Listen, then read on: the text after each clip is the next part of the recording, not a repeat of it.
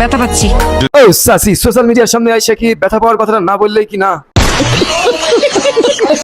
আর একজনও যদি আমার ভিডিও চুরি করে ফেক আইডিতে আপলোড দিয়েছে, তাদের বলছি ফেক আইডি তোরা শোন।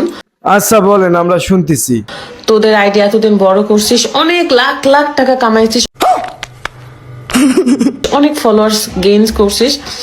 এখন আমি ভালো করে বলে দিচ্ছি, আমার ভিডিও চুরি করা বন্ধ। সাসি, কার অত বড় সাহস যে আমি থাকতে তোমার ভিডিও চুরি করে? ওক না ফাটা হালা দেবো। নাম বলো তুমি, খালি একবার আমাকে নাম বলো। আমাদের স্যার খালি নাম বলো, দেখো সাসি আর ফাটা।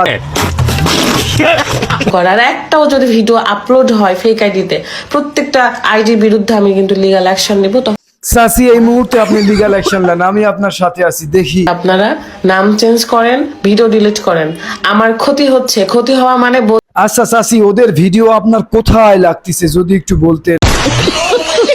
ফেক আইডি গুলো কিন্তু সাজেস্ট লিস্টে যাচ্ছে, আমারটা কিন্তু তখন ডাউন হয়ে যাচ্ছে।